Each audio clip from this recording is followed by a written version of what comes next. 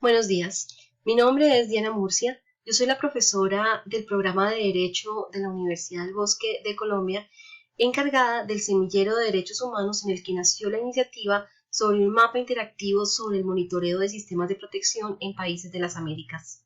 Quiero introducir esta iniciativa con algunos elementos claves para entender cómo surgió y cuál es la utilidad de la misma. En derechos humanos existen estándares determinantes sobre la forma de garantizar o realizar estos derechos. Esto significa que no existe una interpretación libre sobre cómo desarrollar políticas sobre derechos humanos, sino que esas políticas están sujetas a la interpretación específica que aportan los organismos intergubernamentales de derechos humanos. Esa interpretación es la que mejor resiste a manipulaciones ideológicas o partidarias sobre los derechos. También dentro de los derechos humanos existen estándares sobre cómo emprender programas y experiencias pedagógicas en la propia educación en derechos humanos, que han sido aportados, desarrollados y evaluados fundamentalmente en el contexto de la iniciativa del Programa Mundial para la Educación de Derechos Humanos, que muy prontamente va a cumplir 20 años de realización a través de diferentes etapas. Y en esta iniciativa auspiciada por las Naciones Unidas se define a la educación en derechos humanos como un conjunto de actividades de aprendizaje, enseñanza, formación e información orientadas a crear una cultura universal de los derechos humanos, que tiene, dentro de otras finalidades, fortalecer el respeto de los derechos humanos y las libertades fundamentales. Así pues, la educación en derechos humanos busca impactar en la vida real. No es un agregado de la revisión de fundamentos teóricos y de regulaciones especiales, sino ante todo un ejercicio que busca impactar la vida de todos los actores concernidos en el proceso de aprendizaje. El semillero de derechos humanos de nuestro programa se preguntó cuál podría ser un eje de trabajo en derechos humanos que aportara de forma efectiva a fortalecer su respeto, y llegó a la conclusión de que ofrecer un repositorio de instrumentos en los que reposan esos estándares para cada país latinoamericano sería una buena forma de fomentar eso que también dice este programa mundial, que es fomentar la adopción de medidas para defender y promover los derechos humanos. Así pues, nos propusimos consolidar un mapa interactivo sobre monitoreo de sistemas de protección en los países de las Américas que permita a los ciudadanos de un país de la región acceder a los documentos más relevantes como informes o sentencias que contienen observaciones y recomendaciones sobre los derechos humanos de su país, que hayan sido desarrolladas tanto en los sistemas universal como en el interamericano.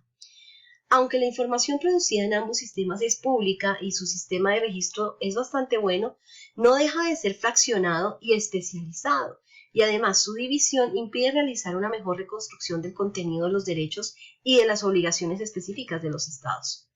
Adicionalmente, el mayor relacionamiento con uno u otro sistema por parte de los diferentes países de la región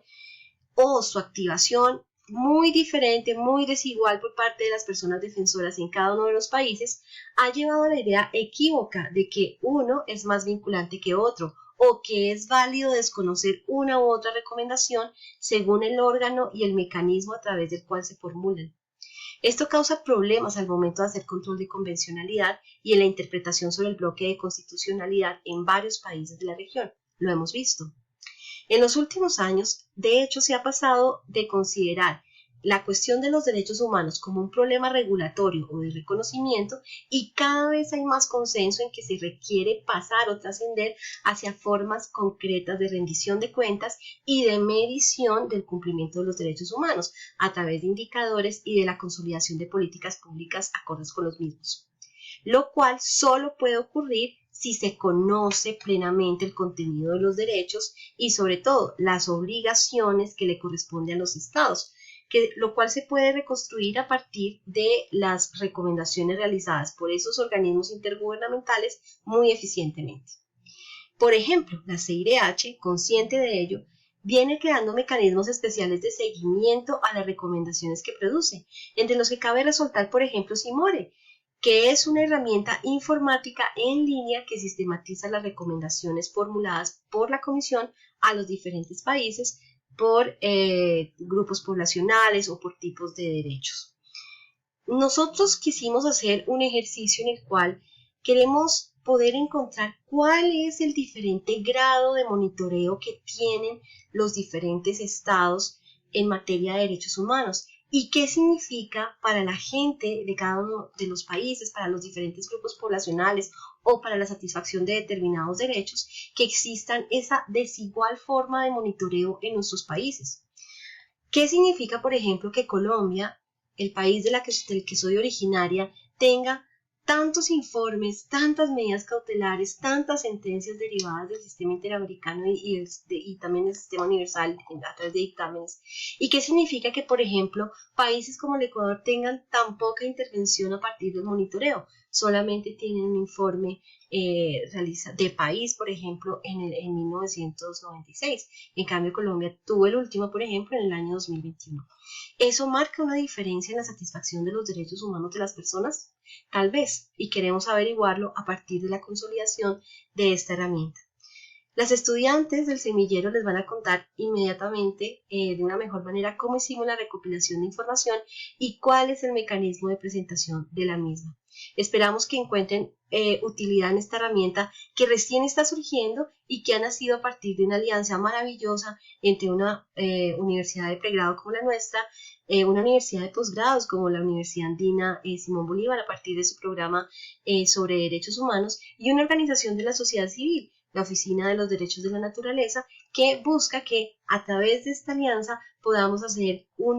derivar de allí unos análisis que hagan que la herramienta realmente valga la pena. Entonces, muchísimas gracias por atendernos y por escuchar este ejercicio que queremos presentarles a todas y todos ustedes.